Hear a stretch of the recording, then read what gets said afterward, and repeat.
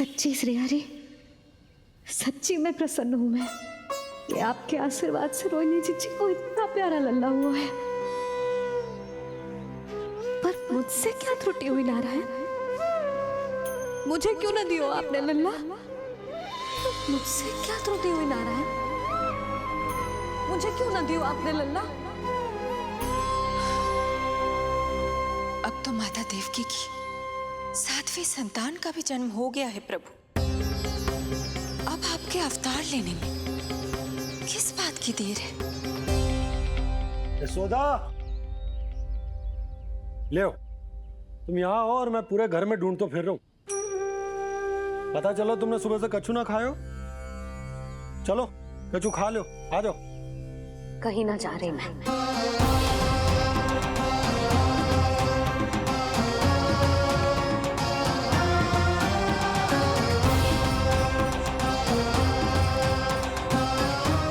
क्या हो वो? हरि को बांध के बैठी हूँ। जब तक मेरे प्रश्नों के उत्तर ना देंगे, ना कहीं जाऊंगी, ना कछु खाऊंगी। कौन से प्रश्न और कैसे उत्तर? गोकुल की प्रत्येक स्त्री को ममता का वरदान दियो है आपने, तो नारायण मुझसे ऐसा कौन सा अपराध होगा कि आपने मुझे अभी तक इस सुख से वंचित रखा है?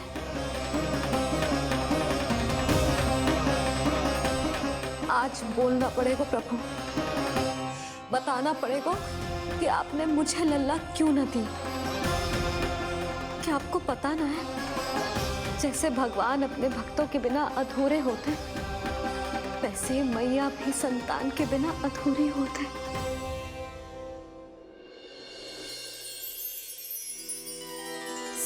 साचा सुमिरन सबसे हरि को, साचा है हरि नाम, जिनकी कृपा से बन जाते हैं सबके बिगड़े काम। साचा सुमिरन।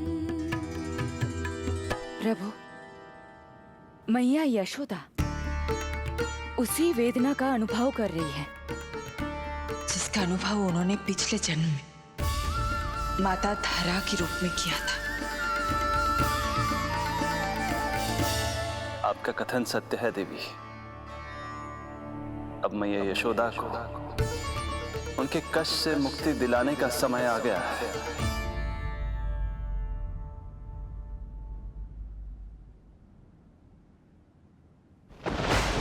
उठो पूर्णा, शीघ्र ही यशोदा के यहाँ पुत्र का जन्म होगा।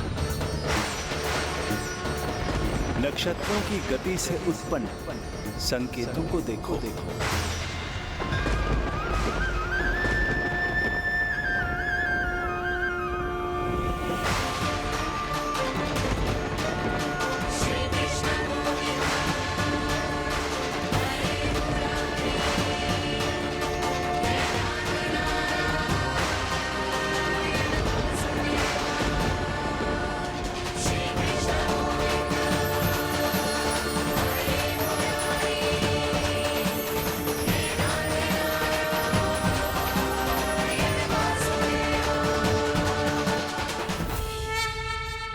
इतने विशेष कार्य के लिए इनका चुनाव।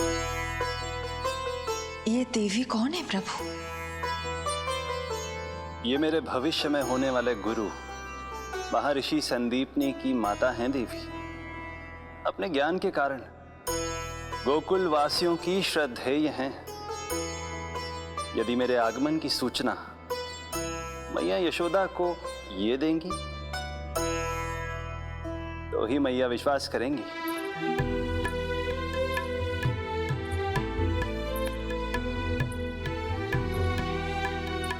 आंगन खाली, आंचल खाली, सूखे उपवन की मैं माली। क्यों ना मेरे भाग में ललना, क्या मेरे घर ना पलना। तृष्णा करो, इतना मुझको मिलेगा ना एक क्षण भी शयन को।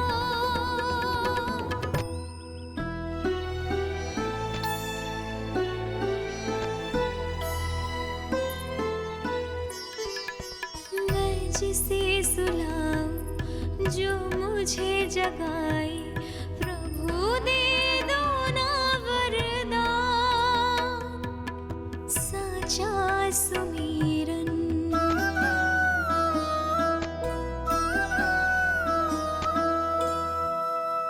मुख पे ना मेरे जब तक ममता की मुस्कान खिलेगी, तुमको भी न तब तक भोग में तुम्हारी अति प्रिय खीर मिलेगी।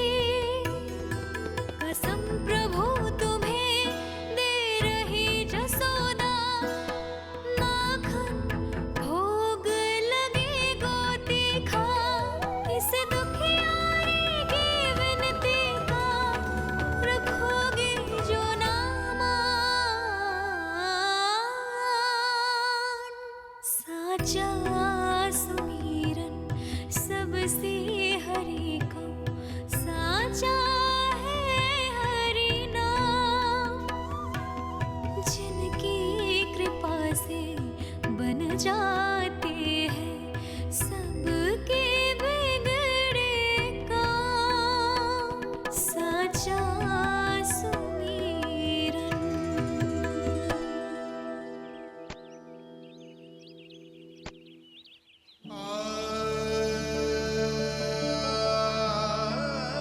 यशोदा, मैं तुम्हारी व्यथा समझ रहा हूं,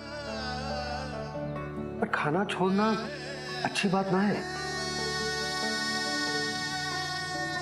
श्री हरि तुम्हारी पुकार अवश्य सुनेंगे, भरोसा रखो। लो, कछु खा लो। भगवान से हट करना सही बात ना ही यशोदा। भूखे प्यासे रहे प्राण देने हैं क्या? यशोदा,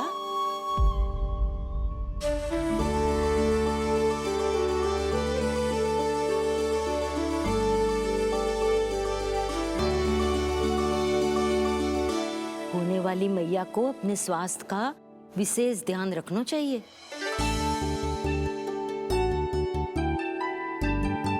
खाना खा, बहुत जग देखती मती रहे, विश्वास कर। नक्षत्रों की गति देखी है मैंने। पूनम मौसी, क्या सच्ची? आप सच्ची कह रही हो ना? भाद्रपद माह की अष्टमी तिथि को रोहिणी नक्षत्र में, जब सूर्य सिंह राशि का होगा और चंद्र वृषभ राशि का, तब मध्य रात्रि तेरे लल्ला का जन्म होगा।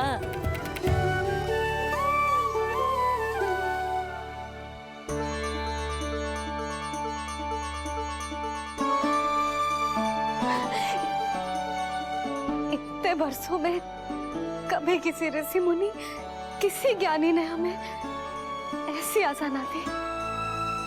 आज पहली बार हमें इतना स्पष्ट आश्वासन मिलो है। बहुत बहुत धन्यवाद आपका पूर्णा मौसी, बहुत बहुत धन्यवाद।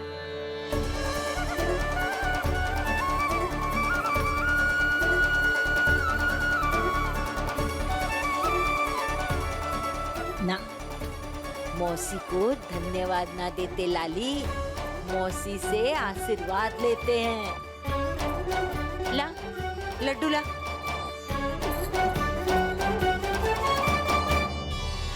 खा ले।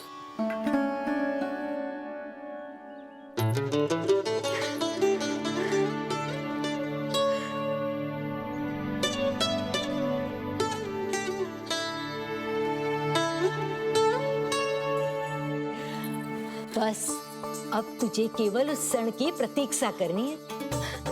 मैं मैया बनने वाली हूँ। सुना आपने, मैं मैया बनने वाली हूँ। आप बाबा बनने वाले हैं। श्री हरि ने कृपा कर दी हम पर। तुम्हारे प्रश्नों के उत्तर दे दिए नारायण ने। चलो अब शीघ्रता से भोजन कर लो। मैं जा रही हूँ रोहिणी जीजी को बताने। अरे पर भोजन। पूर्णा मौसी जो कह देती है वो हो के रहता है।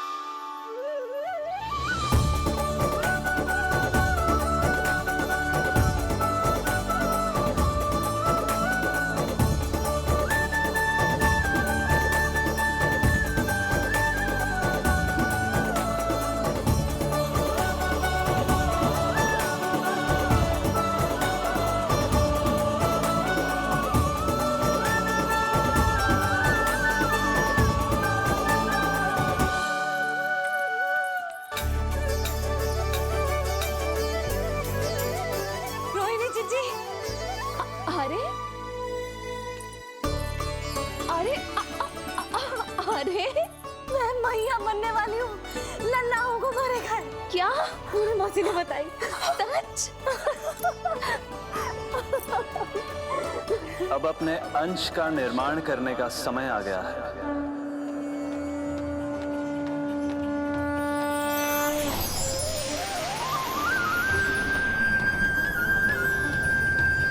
वसुदेव सुतं देवं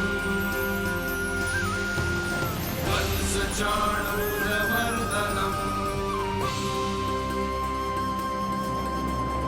यशोदा परमानन्दम्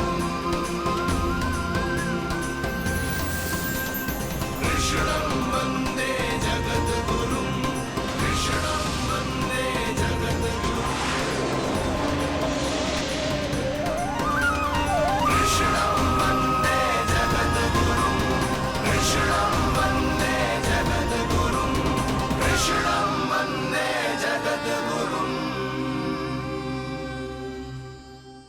कृष्ण कृष्ण कृष्ण कृष्ण कृष्ण कृष्ण कृष्ण कृष्ण।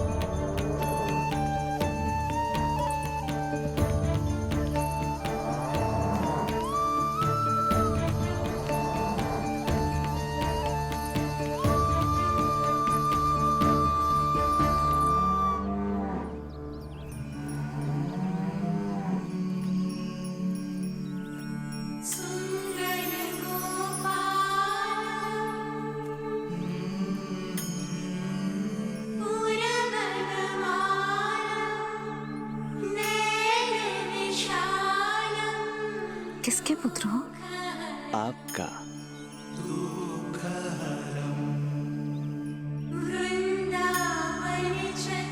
आपकी गोद में शीघ्र ही खेलने के लिए मैं आतुर हूँ मैया।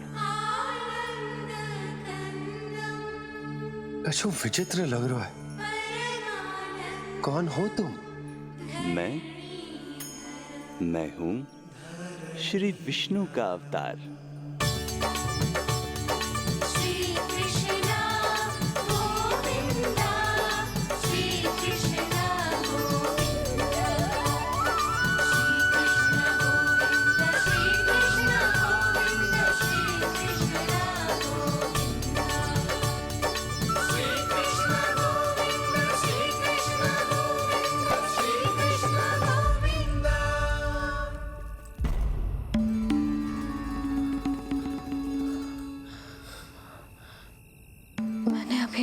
स्वप्न देखो।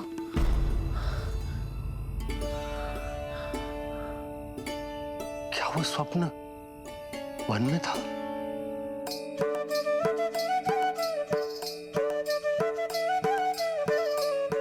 क्या मैं सत्य में श्रीमन नारायण की मैया बनने वाली हूँ?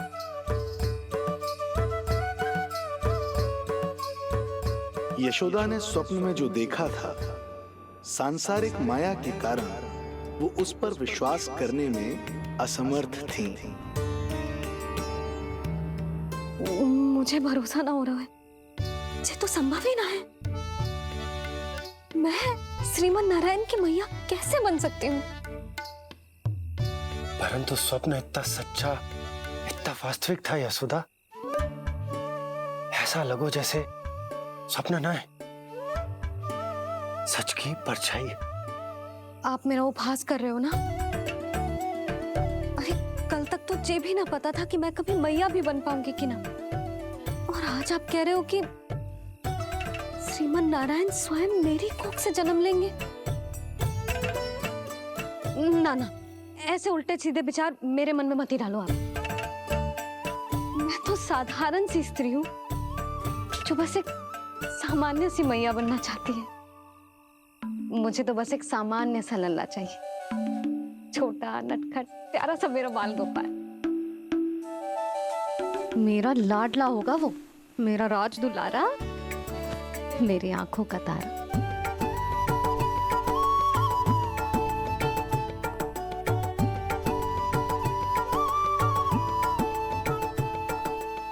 मैया यशोदा और बाबा नंद का वात्सल्य प्रेम इतना अधिक था कि उनका मन इस अद्भुत घटना पर विश्वास करने को तैयार ही नहीं था। जिस स्वप्न को सत्य समझना था, उसे मिथ्या मानकर भुला दिया उन्होंने। किंतु श्रीमन नारायण को आना ही था। स्वप्न साकार करने वाले को ही तो भगवान कहते हैं।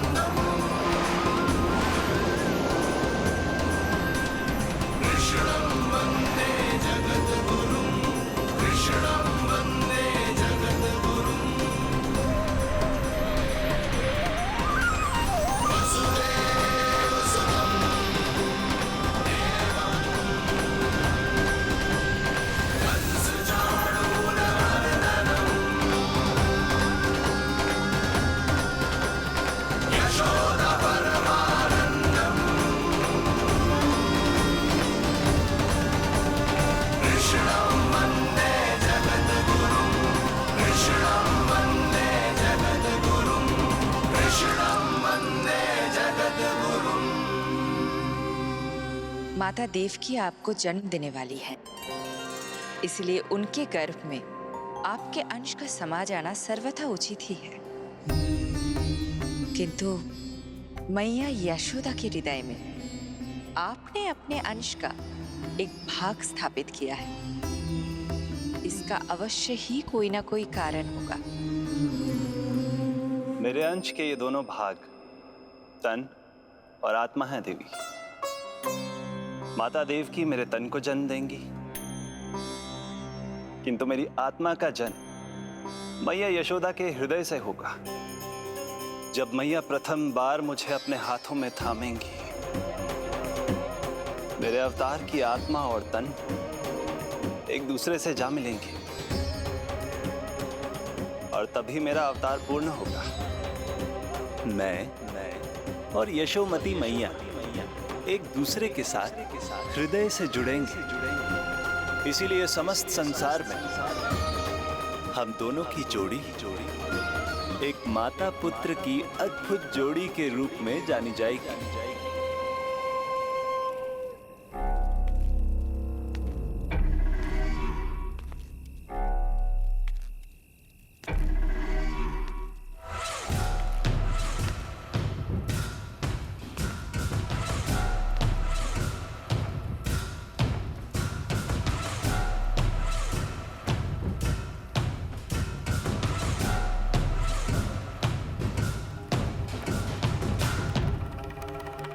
अच्छे कर्म करने वाला व्यक्ति भले ही कितनी भी विपत्तियों से क्यों ना घिरा हो, वो शांतिपूर्ण गहरी निद्रा में सो पाने में सक्षम होता है।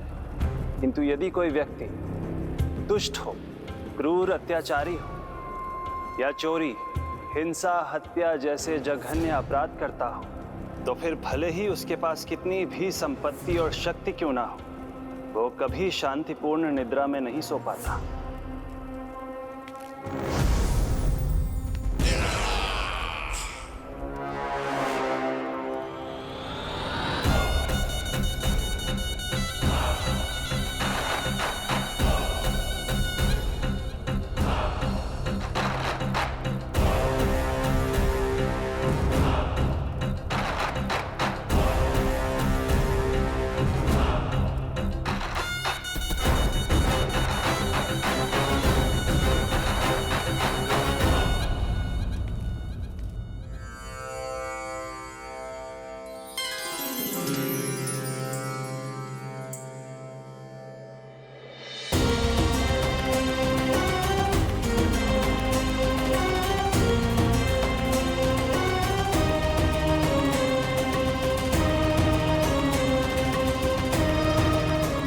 अब आप अपने अंश का निर्माण कीजिए देवी, ताकि जब मैं माता देवकी के 8वें पुत्र के रूप में अवतार लूं, तो आप भी मैया यशोदा की पुत्री के रूप में जन्म ले पाए।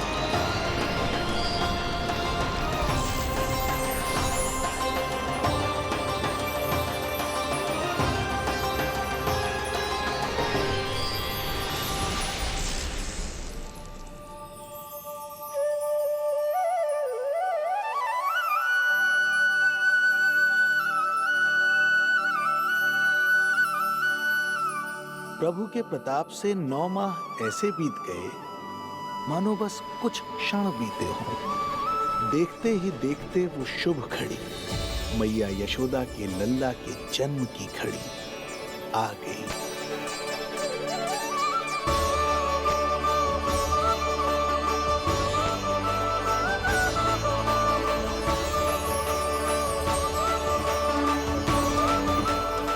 भाद्रपद माह की अष्टमी तिथि।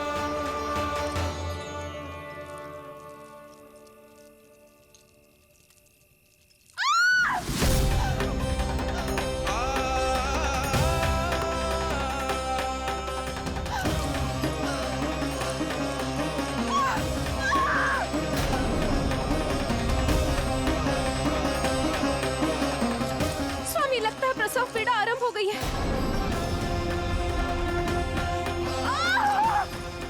देवकी, संभालो अपने आप को, धीरज रखो।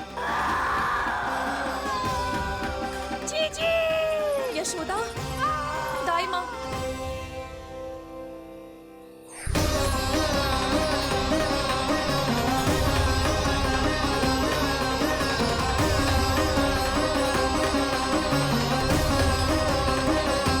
रोहिणी नक्षत्र, रोहिणी नक्षत्र।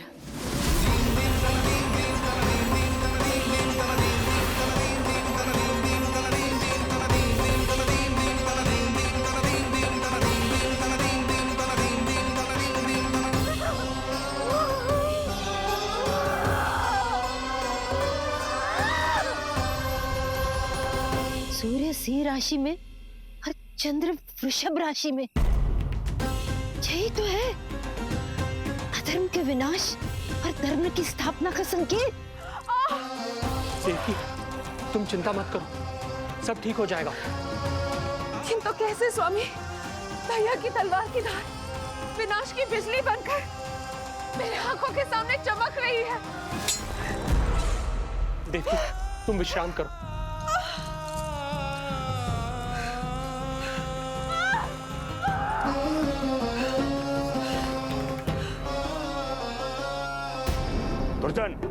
जाओ फिर से देखो, मुझे पल पल का समाचार चाहिए।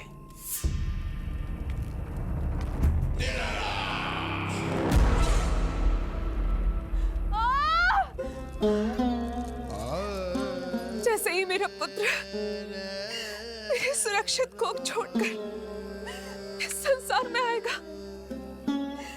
भैया कंस मेरी ममता को मिले इस वरदान को मुझसे छीन लेंगे। चिंता मत करो देवकी, ये हमारा 8वां पुत्र है। यदि हमारे जीवन में कंस के दिए दुखों की धूप है, तो श्री हरि की भक्ति की छाया भी है। आकाशवाणी का स्मरण करो। आप स्मरण कीजिए, कितनी क्रूरता से भैया ने हमारी सभी संतानों का जीवन प्रारंभ होने से पहले उनको नष्ट कर दिया। मुझे भय लग रहा है, कहीं मैं इसे भी ना खो दूं।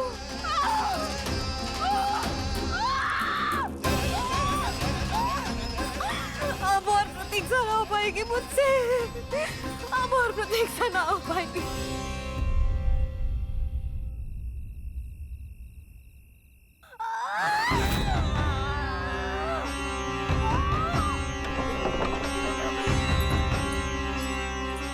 हम यशोदा को खो देंगे नंद भैया, यदि संतान का जन्म शीघ्र ही नहीं हुआ तो।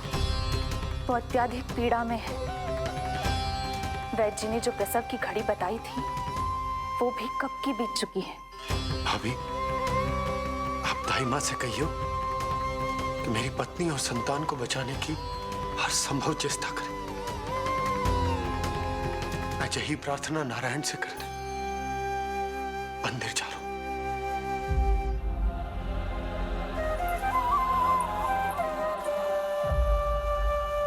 प्रभु, मैया योग माया को जन्म क्यों नहीं दे रही है? मेरा ही तो शक्ति तत्व है योग माया। वो तभी जन्म ले सकती है जब मेरे 8वें अवतार श्री कृष्ण का जन्म होगा। तो प्रभु, अब आपको किस बात की प्रतीक्षा है? जब निश्चित प्रहर का अंत होगा और शून्य काल का प्रारंभ, तभी तो होगो जयंती योग, लल्ला के जन्म का योग। बस अब कुछ ही क्षण और।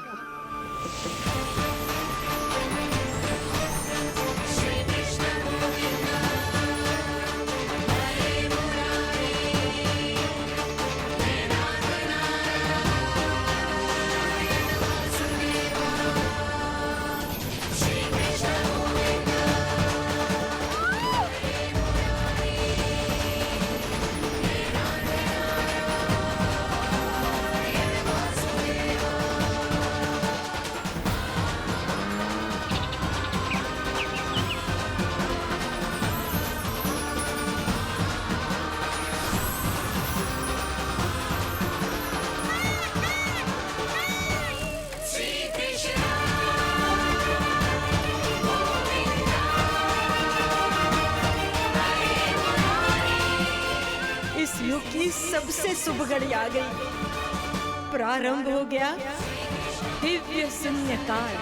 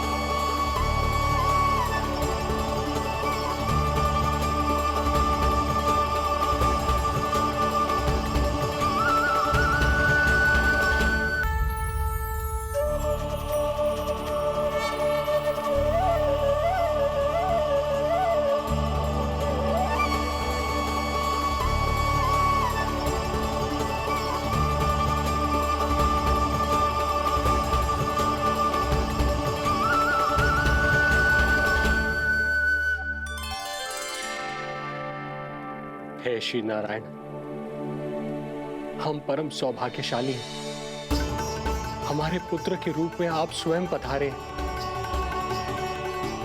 यदि मैं कारागार से बाहर होता तो ब्राह्मणों को 10 सहस्त्र गायों का दान करता, किंतु प्रभु मैं बंधन में हूं। प्रभु, कंस को जैसे ही आपके आगमन का समाचार ज्ञात होगा, आपके प्राण हरने वो तुरंत अपनी नग्न तलवार लहराते हुए चला आएगा। हे दीनदयाल, आप तो भक्तों के भय का नाश करने वाले हैं, परंतु प्रत्येक क्षण मेरा भय और भी बढ़ता जा रहा है। मेरे क्रूर भाई ने निरंतर मेरी ममता की हत्या की है। तो अब और नहीं प्रभु, आप कोई ऐसी लीला दिखाई ताकि उस पापी को आपके जन्म के विषय में पता ही ना चल पाए। आपके इस अलौकिक चतुर्भुज रूप का समाचार उनके क्रोध की ज्वाला को और भड़का देगा और वो आपका वध करने के लिए सेना सहित यहाँ आ जाएंगे। इसीलिए हे जगदीश, आप सामान्य बालक के रूप में प्रकट हो जाइए ताकि मैं आपको छुपाने की चेष्टा कर सकूं। या मैं कंस को यह विश्वास दिलाने का प्रयास कर सकूं कि उन्हें आपसे कोई संकट नहीं। दया कीजिए भगवान।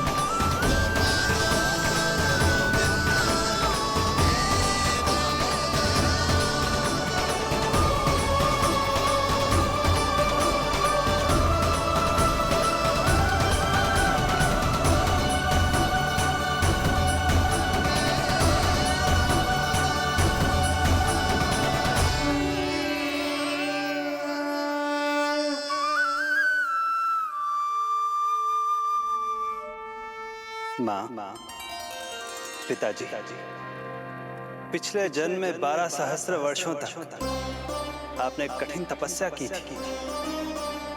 मूसलाधार वर्षा, घनघोर आंधी, चिलचिलाती हुई धूप और अस्थियां जमा देने वाली ठंड, सभी कष्ट सहे थे आपने, केवल इसलिए कि आप मुझे पुत्र रूप में प्राप्त कर सके। और आज जब मैं आपके सामने हूं, तो आप कंस के भय से व्याकुल हैं और पुत्र के रूप में एक सामान्य बालक चाहते हैं। मेरे माता पिता होने के नाते आपकी इच्छा का पालन करना मेरा कर्तव्य है। मैं एक सामान्य बालक का रूप धारण करूंगा। आपको मेरे लिए चिंतित होने की और कंस से भयभीत होने की आवश्यकता नहीं है। मेरा जन्म पृथ्वी पर धर्म को पुनः स्थापित करने के लिए ही हुआ है, किंतु अभी समय कम है। यशोदा रानी की चेतना जा रही है, ये इनके प्राणों के लिए शुभ संकेत नहीं है। यशोदा, आंखें खुली रखो। यशोदा, यशोदा, आंखें खुली रखो।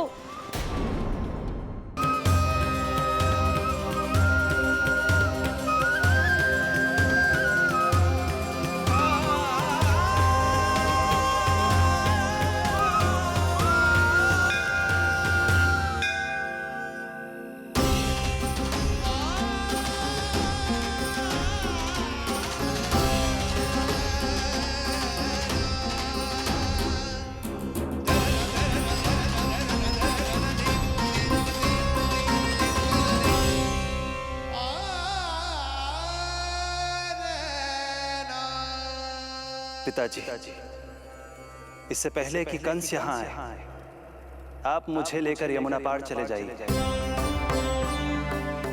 वहां गोकुल में अपने भाई नंद के संरक्षण में मुझे छोड़कर उनके यहाँ जन्मी पुत्री को यहाँ ले आई। उसके प्राणों की चिंता मत कीजिए मां। जो हो रहा है मेरी ही लीला है। अब जाइए पिताजी, शीघ्रता कीजिए।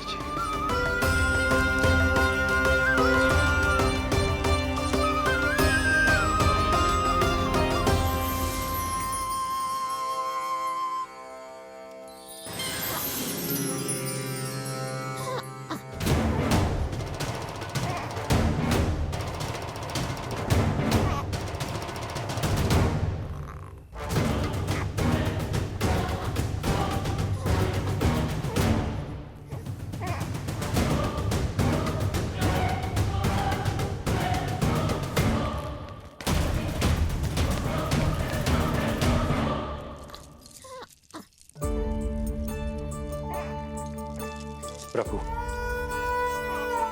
प्रभु क्या करना है ये तो आपने बता दिया, किंतु कैसे करना है ये नहीं बताया। पेड़ियों में जकड़ा हुआ हूं, कारागार से बाहर कैसे जाऊंगा? यशोदा, बस थोड़ी देर और धैर्य रखो। अब और प्रतीक्षा ना हो पाएगी मुझसे। अब और प्रतीक्षा ना हो पाएगी। अब और अधिक प्रतीक्षा आपको करनी भी नहीं पड़ेगी।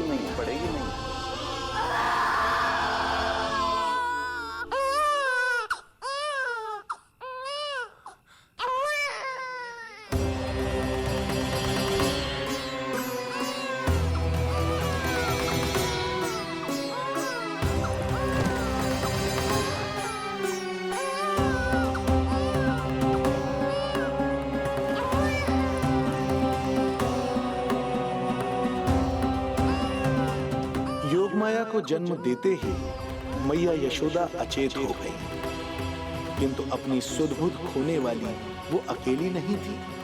इससे पहले कि कोई नन्ही योगमाया को दृष्टि भर कर देख पाता, संपूर्ण गोकुल उनकी किलकारियों के प्रभाव से गहरी निद्रा में सो गया।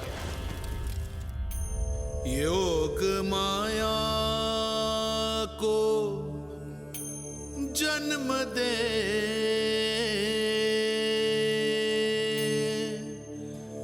यशोमती हुई निढाल,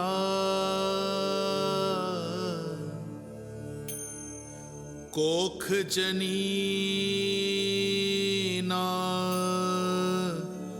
लख सकी, समय की ऐसी चाल,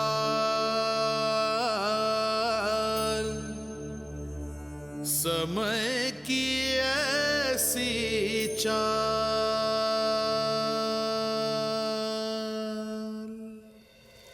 उधर मथुरा में वसुदेव अचरज में थे कि नन्हे प्रभु को बंदी गृह से बाहर कैसे निकाला जाए।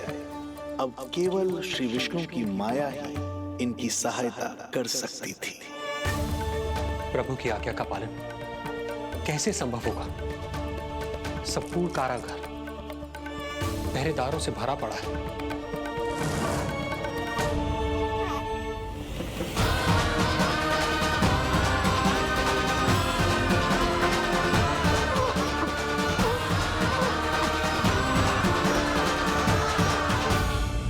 कौन है आप? मुझे आपसे भय लग रहा है। आप मेरे भैया नहीं हो सकते। सही कहा तूने। जो मेरे विनाश को जन्म दे, उस कुल घातिनी से मेरा कोई संबंध नहीं। महाराज, रक्त के संबंध क्रोध की अग्नि में मत झुलसाइए। जिस बहन को आपने बचपन से आज तक इतना प्रेम दिया, क्या वो आपके विरुद्ध किसी षड्यंत्र में सहायक हो सकती है? भला हमारी संतान आपका विनाश क्यों करेगी? अपनी नवविवाहित बहन पर कृपा कीजिए महाराज। अपने पुरुषार्थ से आपने कितने असुरों को युद्ध में पराजित किया है। आज वो सब दरबारी बनकर आपकी सेवा करते हैं। हे महापराक्रमी कंस, यदि वो मायावी असुर आपको हानि नहीं पहुंचा पाए तो ये आपकी बहन आपका क्या बिगाड़ सकती है? दया कीजिए महाराज, दया कीजिए। आप बीच में मत पड़िए कुंवर जी। सुना नहीं क्या? इसकी 8वीं संतान मेरा वध करेगी। जब मां ही नहीं बचेगी तो 8वीं संतान के जन्म का तो प्रश्न ही नहीं उठता। यदि ऐसा है तो आप मुझे मार दीजिए। जब मैं ही जीवित नहीं रहूंगा तो देवकी की संतान होने की संभावना ही समाप्त हो जाएगी। अपने बहनोई की हत्या का पाप मैं नहीं कर सकता। और बहन की हत्या का पाप कर सकते हैं? जिसे जीवन भर प्रेम दिया है उसके प्राण लेने का अधिकार है मुझे। प्रिय भैया, यदि आपको इस विषय में इतना संदेह है तो आप हमारी 8वीं संतान के प्राण ले लीजिएगा। बल्कि 8वीं संतान ही नहीं, उसका जन्म होने तक हमारी सभी संतानों का वध आप स्वयं अपने हाथों से कर लीजिए। स्वामी! हे मथुराधिपति, मेरी पत्नी को प्राण दान दे दीजिए। मैं महाराज शूरसेन का पुत्र वसुदेव आपको वचन देता हूं, अपनी 8 संतानों को जन्म लेते ही स्वयं आपके सामने प्रस्तुत करूंगा। अपनी 8 संतानों को जन्म लेते ही स्वयं आपके सामने प्रस्तुत करूंगा।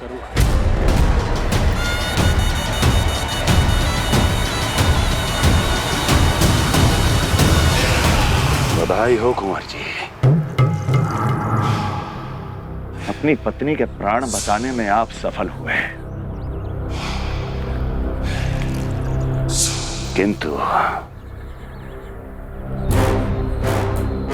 आपकी संतानें इतनी भाग्यशाली नहीं होंगी। वचन स्मरण रहे।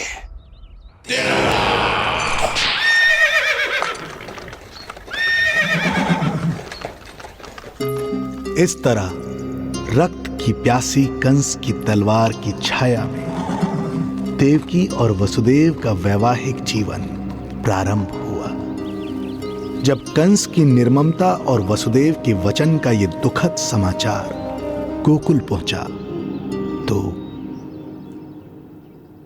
हे नारायण, अर्थात राजा वसुदेव यदि कंस के सामने गिड़गिड़ाते नहीं तो रानी देवकी के प्राण चले जाते। हाँ नंदराज, और अब वो दोनों कंस के महल में हैं, किंतु वो महल भी उनके लिए किसी बंदीगृह से कम नहीं है।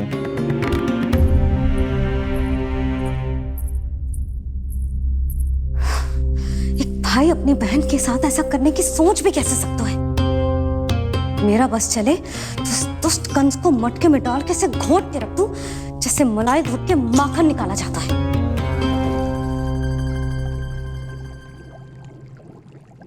ना, माखन ना, जे कंस तो कीड़ा है। इसे तो पटक पटक के ऐसे मारना चाहिए जैसे कीड़ा निकालने के लिए धान के गट्ठर को पटका जाता है।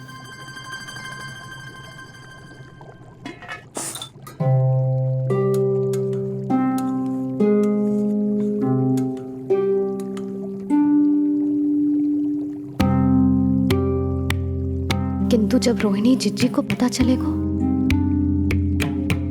तो वो तो अपने आप को ही दोष देंगे, क्योंकि बालक ना होने के कारण उन्होंने ही वसुदेव जी को राजकुमारी देवकी के साथ दूसरा विवाह करने पर विवश किया था। हे ईश्वर, जिस सुख के लिए रोहिणी जिज्जी ने पत्नी जीवन का सबसे बड़ा त्याग किया था, जब उन्हें पता चलेगा कि वही सुख उस क्रूर कंस ने छीन के मटिया मेट कर दिया है, तो कितना कष्ट पहुंचेगा।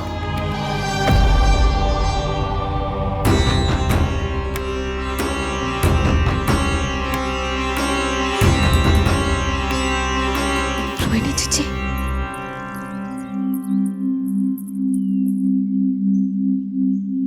गोप नरेश, कृपया मुझे अपने भैया के पास ले चलिए।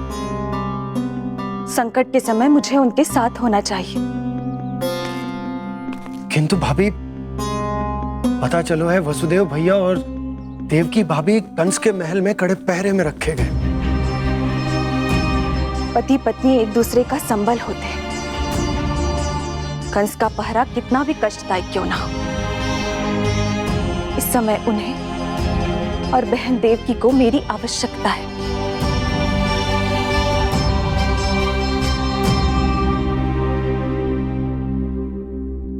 ये मेरी व्यवस्था है। ये यादव कुलदीपक होकर भी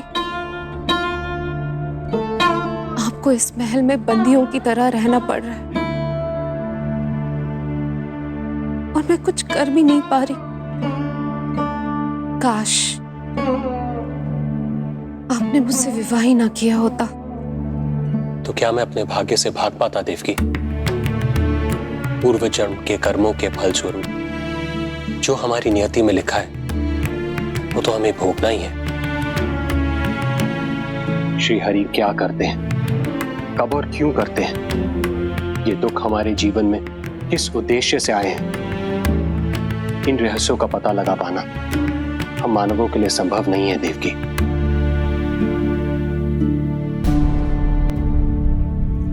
तो फिर चलिए यहां से भाग चलते हैं, कहीं ऐसे स्थान पर जहां भैया की छाया भी हम पर ना पड़ सके। नहीं प्रिय, कंस के गुप्तचरों की दृष्टि हम पर अवश्य होगी, और मैं ऐसा कोई कार्य नहीं कर सकता जिससे तुम्हारे जीवन पर कोई संकट आए। और मैंने उन्हें अपनी सभी संतानों को सौंपने का वचन भी दिया है। अपना वचन मेरे लिए प्राणों से भी अधिक महत्वपूर्ण है देवकी।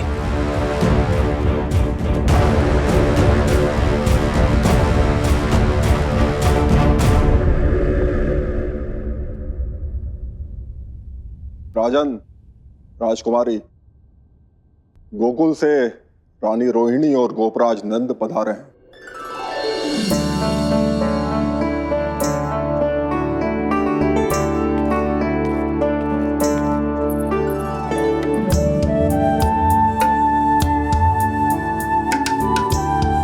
स्वामी,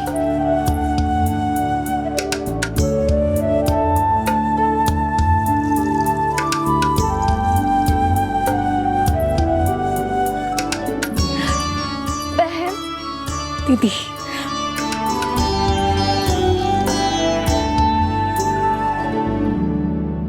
भाई नंद, जो आप हमारे लिए कर रहे हैं उसके लिए धन्यवाद शब्द बहुत छोटा है। मैं अपने भाग्य को स्वीकार कर चुका हूं। यदि यही श्री नारायण की इच्छा है तो यही सही।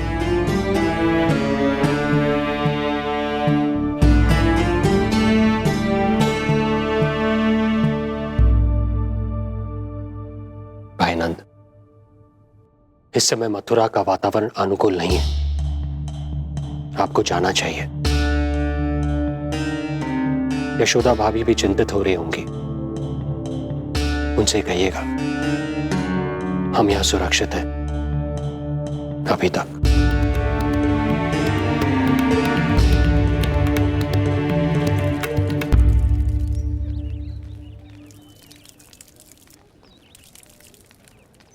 वसुदेव भैया का भाग्य पर भरोसा दिख, वे अपनी संतानों को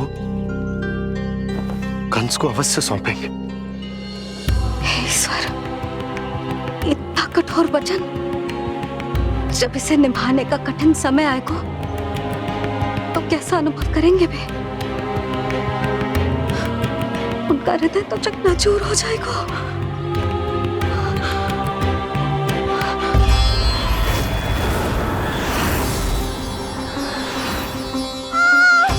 सब्र से सब ठीक हो जाएगा।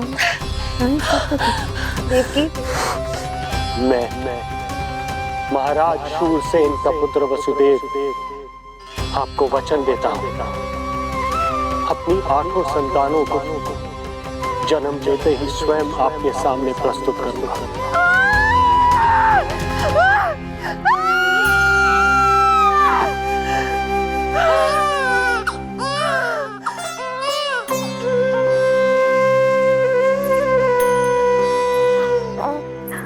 बधाई हो स्वामी, आपको पुत्र रत्न प्राप्त हुआ है।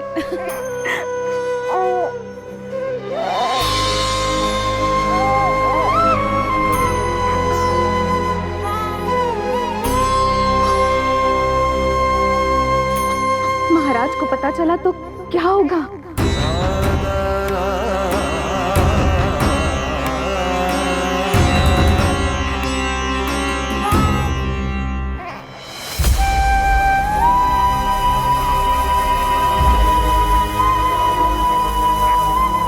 अपने पुत्र को इन हाथों में थामना।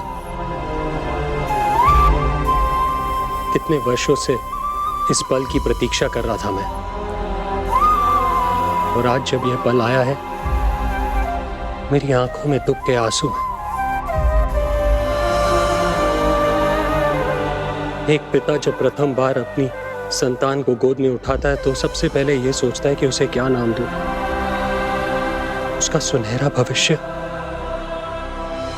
कैसे सुनिश्चित करे। किंतु मैं वो भाग्यहीन पिता हूं जो अपने पुत्र का भविष्य मृत्यु के अंधकार में डुबोने जा रहा है। मैं इसे नाम देकर क्या करूंगा?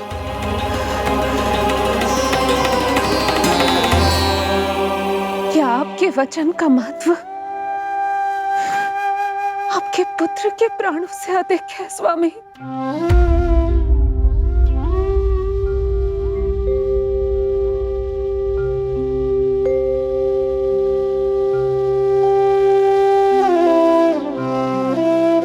श्री नारायण का दूसरा नाम सत्य होता है देवकी।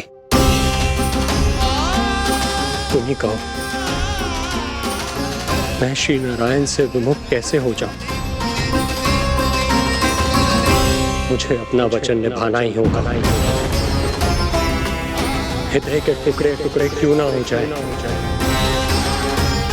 मुझे इसे कंस तक ले जाना ही होगा।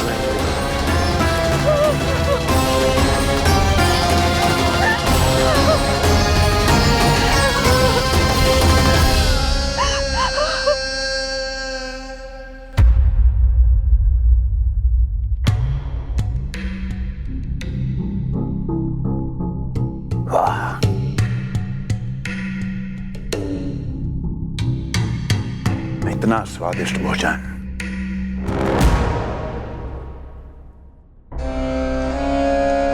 किसी विशेष इच्छा की पूर्ति के लिए मुझे सम्मोहित तो नहीं करना चाहती? मुझे पति के रूप में प्राप्त कर तो चुकी हो, अब प्राप्त करने को क्या क्या बचा है प्राप्ति? मैं प्राप्ति नहीं, अस्थि हूं स्वामी। प्राप्ति तो छुई मुई बनकर वहां खड़ी है। आप सदैव अपने विषय में ही सोचते हैं, कभी मेरे ओर भी निहारा कीजिए, तभी तो मेरा नाम सही से स्मरण होगा आपको। मैं अपने विषय में ही सोचता हूं, तभी तो दसों दिशाओं में मेरे नाम का डंका बजता है, मेरे साम्राज्य का विस्तार होता है, तभी तो मेरा अस्तित्व है। अस्थि स्मरण रहे, तुम हो क्योंकि मैं हूं।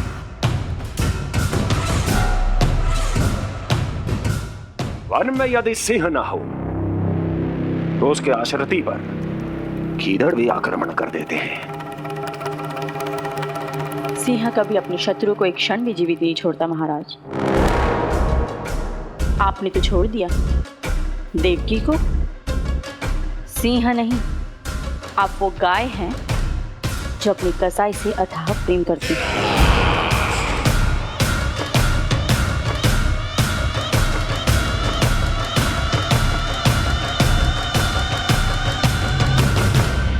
सभी संतानों को जन्म लेते ही मेरे पास लेकर आएगा,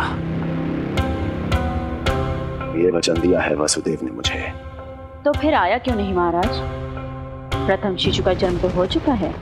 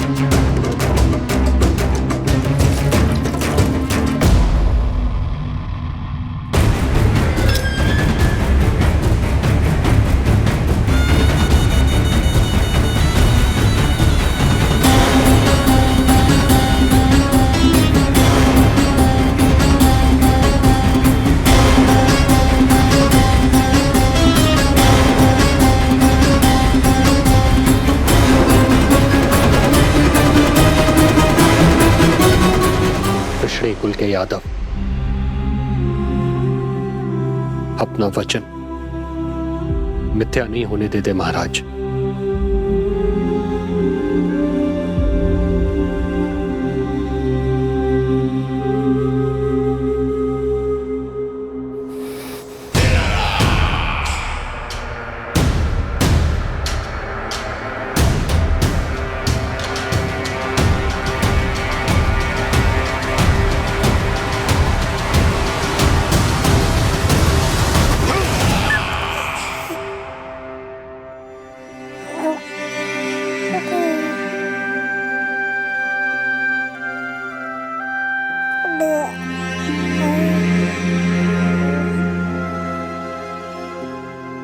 ये देवकी का पुत्र है, मेरी बहन जो मुझे प्रिय हुआ करती थी, उसका प्रथम पुत्र है ये, मेरा प्रथम भांजा।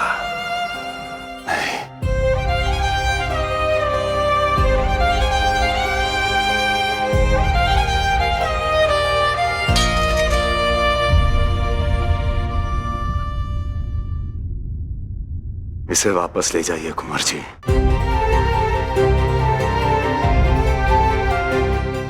देवकी की प्रथम संतान से मुझे कोई संकट नहीं।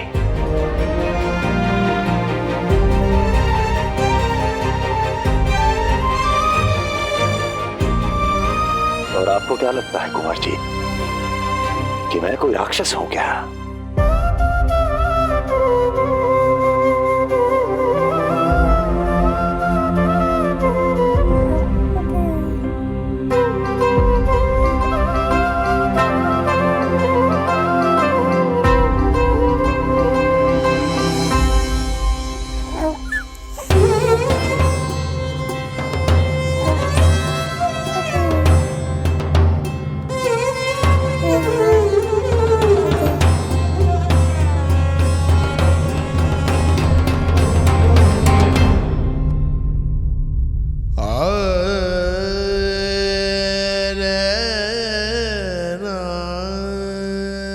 तो उसे अपनी गोद पे भी नहीं उठा पाई थी दीदी।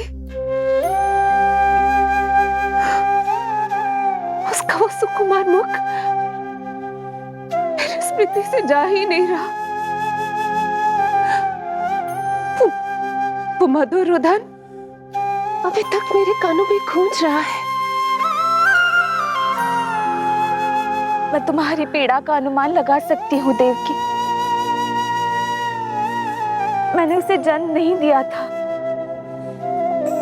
फिर भी मेरे कान अभी तक उसके रुदन की ध्वनि सुन रहे हैं। क्योंकि ये अपनी माओ को पुकार रहा है। तुम्हारे भैया ने हमारे पुत्र को प्राणदान दे दिया है देवकी।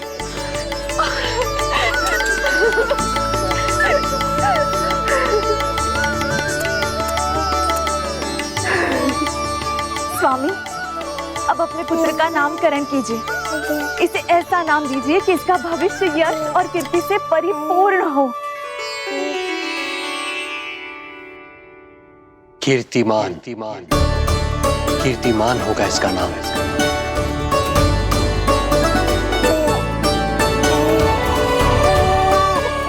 कीर्तिमान।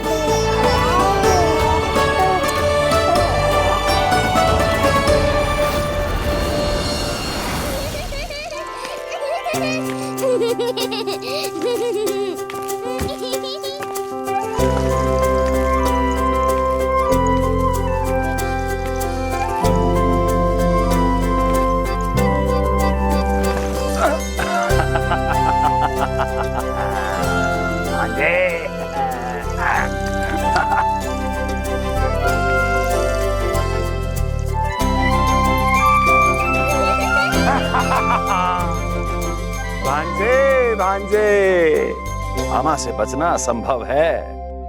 मामा जी आपकी भुजाओं में कितना बल है, मुझे पीड़ा हो रही है। मेरा दूसरा हाथ पकड़ लीजिए। तुझे पीड़ा हो रही है? ये ले।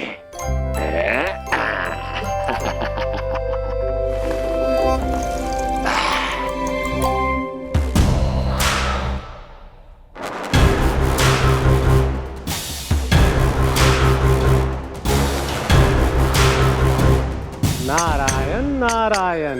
मामा जी मूर्ख बन गए, मामा जी मूर्ख बन गए, मामा जी मूर्ख बन गए। इतना दुस्साहस! जा खेल। अब मामा जो है देवर्षि के साथ मंत्रणा करेंगे। जा खेल। क्योंकि अत्यंत महत्वपूर्ण ना हो तो देवर्षि हमारे द्वार पर आने का कष्ट नहीं उठाएंगे। कहिए देवर्षि, कैसे आना हुआ? मैं तो बस आपको ये अद्भुत कमल पुष्प भेंट करने आया था महाराज। इसे देखते ही मुझे आपका स्मरण हुआ था। मानो ये मुझे पुकार कर कह रहा हो, मुझे महाराज कंस के पास ले चलिए। इसमें तो कुछ भी विशेष नहीं है देवर्षि। इसमें 8 पंखुड़ियां हैं महाराज, और 8वीं पंखुड़ी सबसे विशेष है। यदि विश्वास न हो तो आप स्वयं गिनकर देख लीजिए। आप मेरा उपहास कर रहे हैं देवर्षि। आप गिनिए तो सही महाराज। 1 2 3 4 5 6 7 8। क्या आप निश्चित रूप से कह सकते हैं कि यही 8वीं पंखुड़ी है? विचार कीजिए महाराज। क्या आप बिना किसी शंका के कह सकते हैं कि कौन सी पंखुड़ी पहली है और कौन सी 8वीं? क्या आप पूर्ण विश्वास के साथ कह सकते हैं कि कौन प्रथम है और कौन अंतिम? फिर चाहे वो पंखुड़ी हो या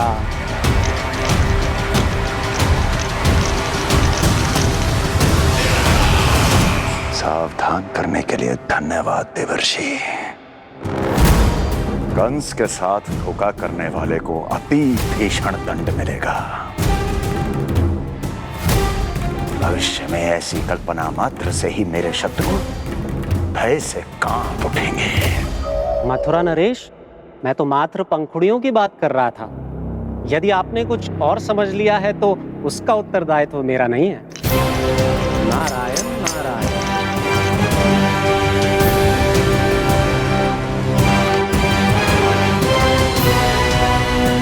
विचार कीजिए महाराज। क्या आप बिना किसी शंका के कह सकते हैं कि कौन सी पंखुड़ी पहली है और कौन सी 8वीं? क्या आप पूर्ण विश्वास के साथ कह सकते हैं कि कौन प्रथम है और कौन अंतिम? फिर चाहे वो पंखुड़ी हो या मामा जी मूर्ख बन गए, मामा जी मूर्ख बन गए, मामा जी मूर्ख बन गए, मामा जी मूर्ख बन गए।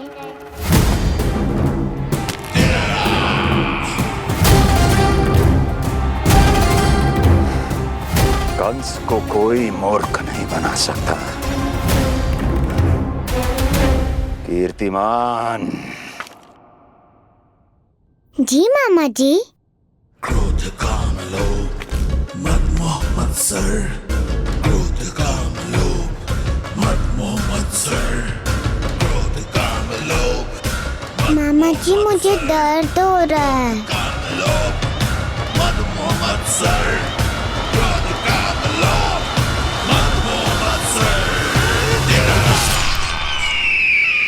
स्वामी, ये कीर्तिमान के लिए कैसा लग रहा है?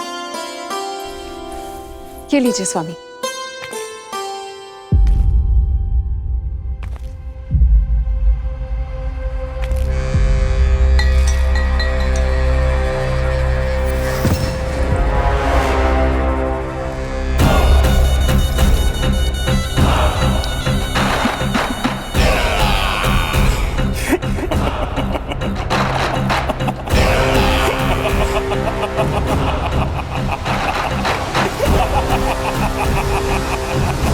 नेत्रों के सामने अपनी संतान की हत्या होते हुए देखना कितना पीड़ादायक रहा होगा ये दृश्य।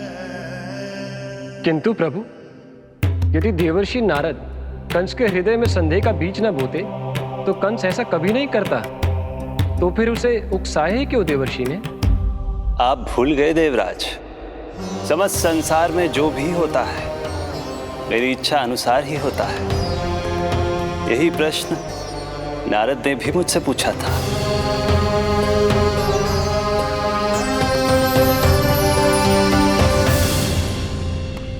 नारायण नारायण।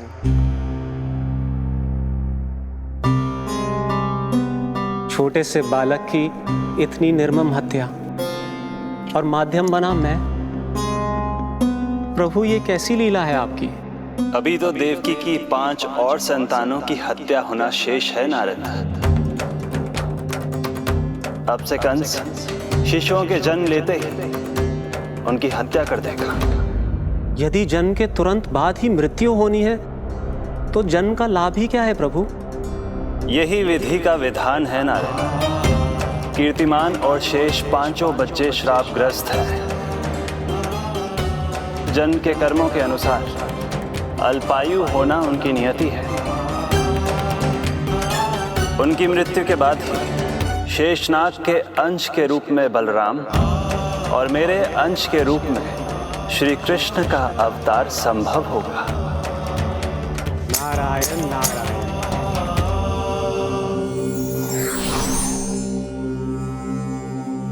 देवकी के पुत्र एक के बाद एक जन्म लेते रहे और उनकी हत्या कर कंस अपने पापों की संख्या में वृद्धि करता रहा। नहीं! मत मारो! मेरा पुत्र! मेरा पुत्र!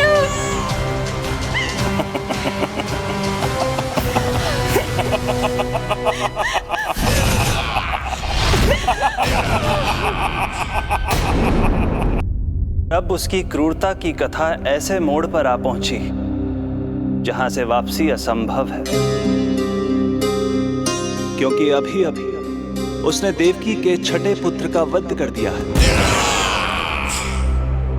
हे प्रभु, कितना दुर्दांत है ये कंस। किंतु एक ही जन्म में एक साथ 2 माताओं का पुत्र बनने में उसने आपकी सहायता कैसे की प्रभु? उसके भय ने उससे ये कार्य सहज ही करवा दिया देवराज। जन्म लेते ही माता देवकी के सभी पुत्रों की हत्या कर उसने मुझे विवश कर दिया है। अब जीवित रहने के लिए मेरे अवतार को माता देवकी की कोख से जन्म लेने के तुरंत बाद मैया यशोदा के पास गोकुल जाना ही होगा। और इस प्रकार कंस के कारण एक ही जन्म में 2 माताओं का पुत्र बनने का आपका वचन सत्य सिद्ध होगा। आपकी लीला अपरंपार है प्रभु। आप सब अब निश्चिंत होकर जाइए। मेरे अवतार के जन्म होने की घड़ी अब निकट ही है। हम धन्य हुए प्रभु। हम धन्य हुए प्रभु।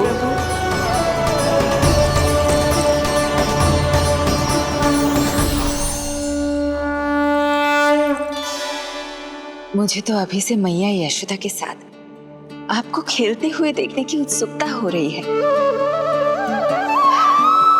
उनकी प्रवृत्ति कितनी निराली है। क्रोध ना करो तो क्या करो? देखिए इसकी सतानी, फिर चला गया सुलक्षणा के बगीचे में फूल खाने। और आपको तो पता है ना सुलक्षणा का, इतनी सी त्रुटि हो जाए पूरे गांव में बखान करने में कोई कमी ना रखती। और जय की, अरे जब ग्वालिनों को पता चलेगा तो क्या कहेंगी? यही ना कि जसोदा अपने बच्चे को खाना ना देती, भूखा रखे है। सुनो जी, मैं तो कहती हूँ अब ब्याह करा देते इसका। अब वो ही ध्यान रखेगी इसका, केवल पत्नी सुधार सकती है तुझे। तुम इसके बारे में बात कर रही हो कि मेरे बारे में? नहीं, वैसे सारे गोकुल वाले यही कहते हैं कि हमारे घर पर तुम्हारा ही राज चलता है। हे नारायण, ये परिहास की बात है क्या? मैं इतना दबा के रखती हूँ क्या आपको? यशोदा, हास की बात थी, रामू के कारण मुंह से निकल गई। तुझसे तो मैं बात ही ना करूंगी, कर अपने मन की।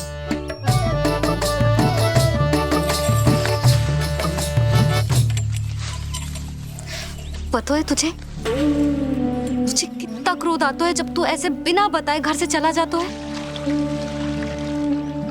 प्रेम है जे मेरा, चिंता है मेरी, तुझे कुछ हो जाए तो?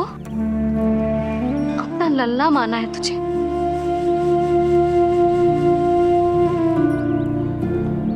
मेरे भाग्य में तो आमन्ना लिखो ही ना है।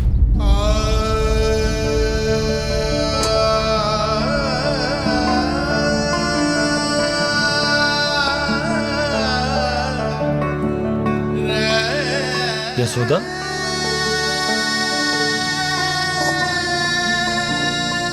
आपको पता है, जब मैं छोटी थी इसके जैसी चंचल थी। गांव वाले कहते थे एक बार बड़ी हो जाएगी अपने आप ठहराव आ जाएगा, ना आयो। फिर बड़े बूढ़े कहने लगे चिंता की कछु बात ना है, एक बार शादी हो जाएगी सब ठीक हो जाएगा। ना हुआ।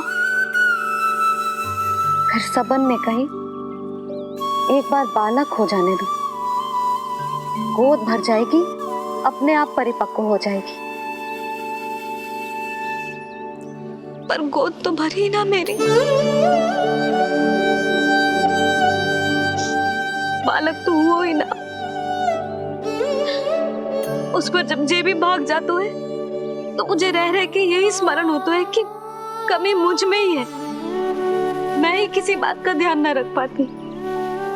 संभव है यही कारण से नारायण ने बालक ना दियो मुझे। यदि देते तो बहुत बुरी मैया बनती मैं। यशोदा, क्या होगा तुम्हें? कहाँ की बात कहाँ लेकर जा रही हो तुम?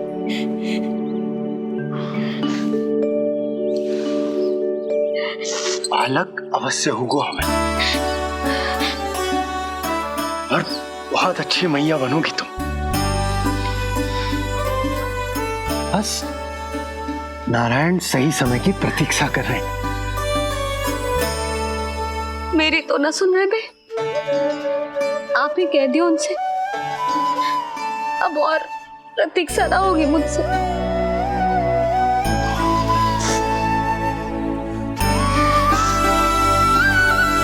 नहीं हो रही मैया।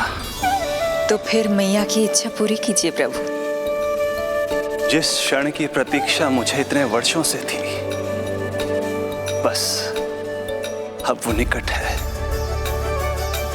किंतु प्रभु, आपको तो माता देवकी का 8वां पुत्र बनकर जन्म लेना है, तो फिर 7वां पुत्र? धीरज रखिए, धीरज।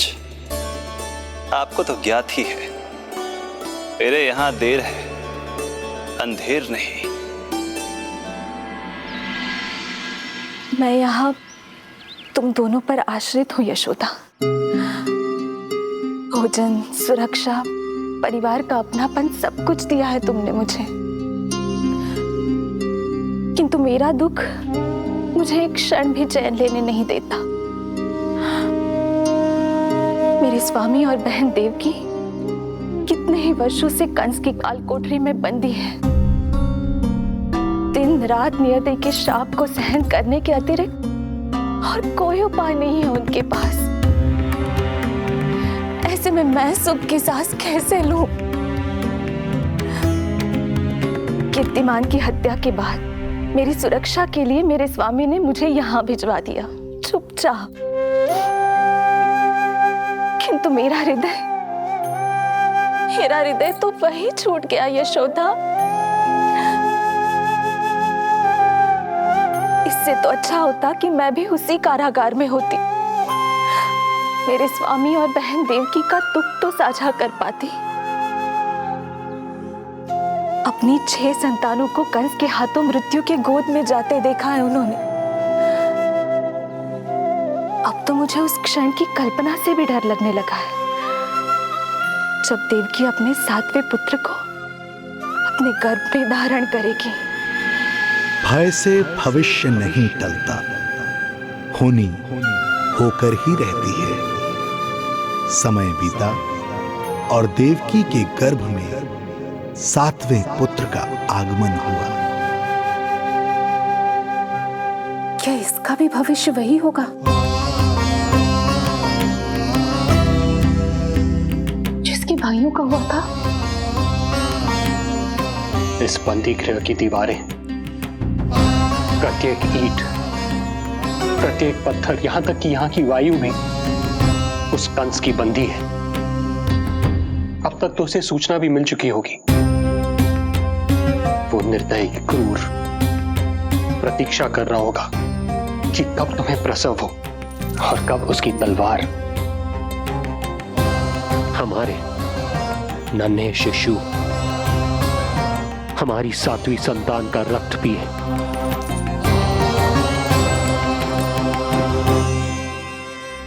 दुर्जन, तुम देवकी की कालकोठरी के बाहर स्वयं उपस्थित रहोगे, प्रत्येक पल 8 प्रहर। जैसे ही शिशु पहली श्वास ले, तुम मुझे सूचित करोगे। अवश्य महाराज, आज्ञा दें।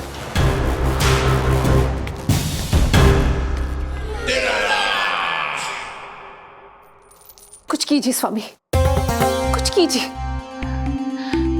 मैं नहीं चाहती कि ये अपनी प्रथम श्वास इस बंदी गृह में ले। देवकी, विवशता से मेरा कलेजा भी फटा जा रहा है, किंतु इस काल कोठरी में बंद मैं कर ही क्या सकता हूं? किंतु इस सृष्टि के पालनहार, जगत के नियंता श्री हरि तो कर सकते हैं, तो फिर क्यों नहीं करते वो कुछ ऐसा कि कम से कम मेरी इस संतान का अंत उतना दुखद ना हो जैसा अन्य संतानों का हुआ था। क्यों नहीं करते वो कुछ हरि, क्यों नहीं करते? बताइए ना स्वामी, क्यों नहीं करते वो, क्यों नहीं करते? जो देवी भविष्य में मेरी मां बनने वाली है, उनकी करुणा भरी पुकार को मैं व्यर्थ कैसे जाने दे सकता हूं? कंस के राक्षस तत्व के अंत के लिए ऐसी माया की आवश्यकता है जो मेरी लीलाओं को क्रियान्वित भी कर दे और उसे भनक भी ना पड़े। ऐसी क्षमता और माया किसके पास है प्रभु?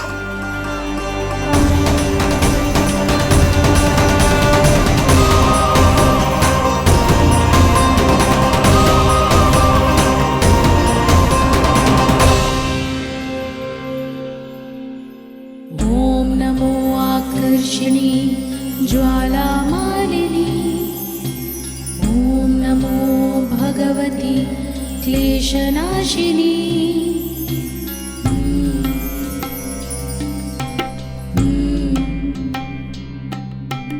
ओम नमो योगमाये सर्वमोहिनी। ओम नमो योगमाये आज्ञा दीजिए प्रभु। माता देवकी का गर्भपात करके उस संतान को रानी रोहिणी के गर्भ में स्थापित कीजिए देवी।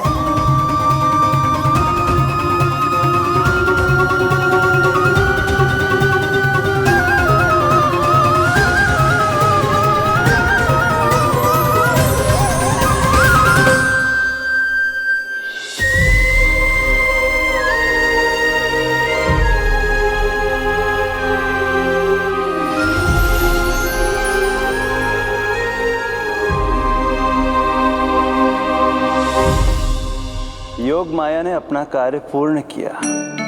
सुबह सूर्य की रश्मियां देवी रोहिणी को ऐसा संदेश सुनाएंगी जिसे सुनकर वो प्रसन्नता से झूम उठेंगी।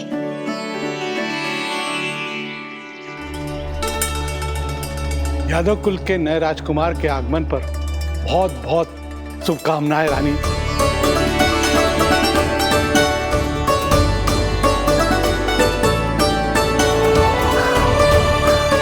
यशोदा, मैं माँ बनने वाली हूँ। यशोदा, सुना तुमने? चिच्ची, मैं माँ बनने वाली हूँ।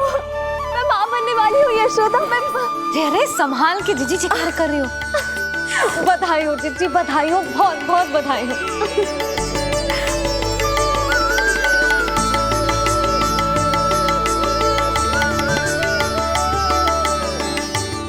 विधि का विधान भी विचित्र होता है।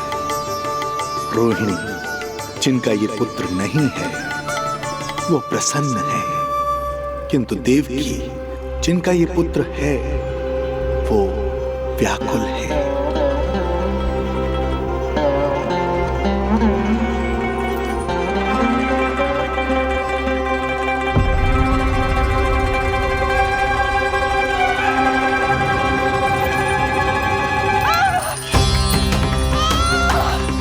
क्या हुआ देवी?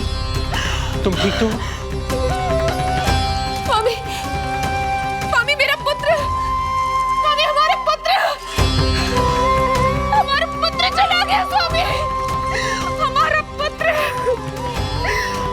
पुत्र चला गया। धीरज धरो देवकी, संभव है यही श्री हरि की इच्छा हो। किंतु मैंने उनसे ये तो नहीं मांगा था ना स्वामी। मैंने कहा था हमारा पुत्र यहाँ श्वास न ले, इसका ये हर्ट नहीं था। क्यों किया नारायण ने ऐसा? क्यों किया?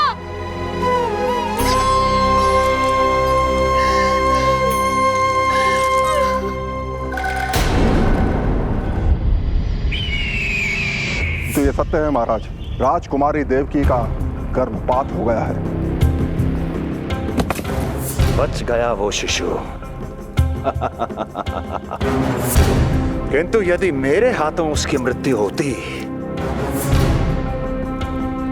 तो अधिक कष्ट होता उसे।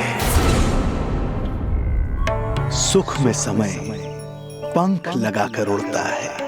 शीघ्र ही रोहिणी के प्रसव का दिन आ पहुंचा और उसने एक स्वस्थ और सुंदर बालक को जन्म दिया।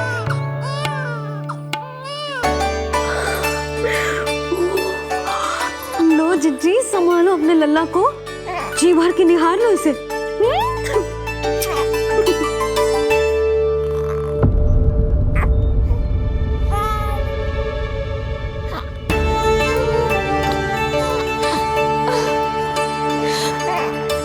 मेरा पुत्र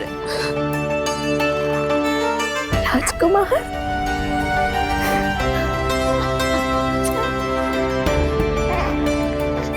अच्छा जीजी, मैं तनिक इनको भी सूचना देकर आती हूँ।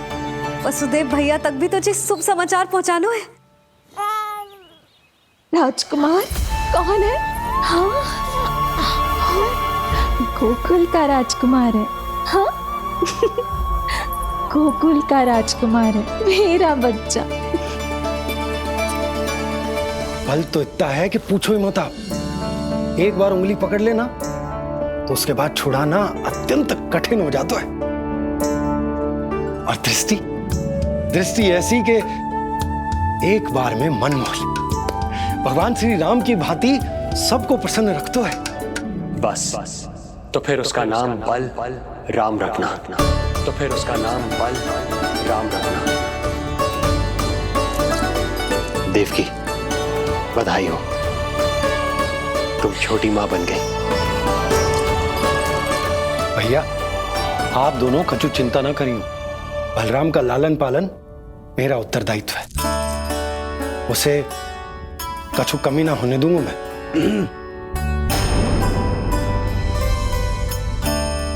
मुझे चलना चाहिए। कितने वर्षों बाद तुम्हारे कारण शुभ समाचार मिला है हमें। श्री नारायण हमेशा तुम पर कृपा बनाए रखे।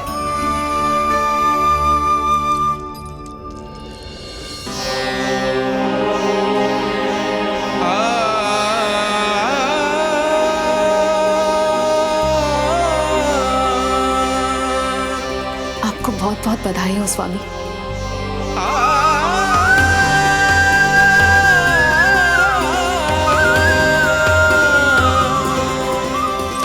देवकी, क्या हुआ?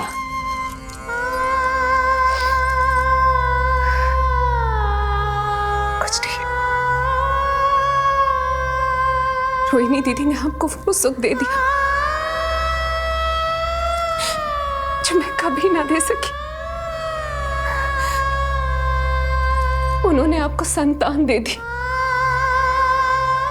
किंतु मैं देवकी,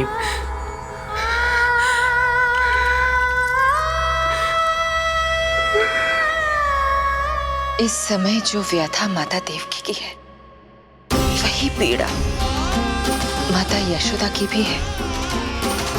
माता देवकी की ममता अपनी सभी संतानों को खोने की वेदना से त्रस्त है, तो माता यशोदा की ममता संतान ना होने के संताप में झुलस रही है। सत्य कहा देवी, मुझे आभास हो रहा है मैया यशोदा का हृदय मुझे अपनी गोद में खिलाने के लिए कितना व्याकुल है। सच्ची श्रीहरि, सच्ची मैं प्रसन्न हूं। कि आपके आशीर्वाद से रोहिणी जीजी को इतना प्यारा लल्ला हुआ है। पर मुझसे क्या त्रुटि हुई नारायण?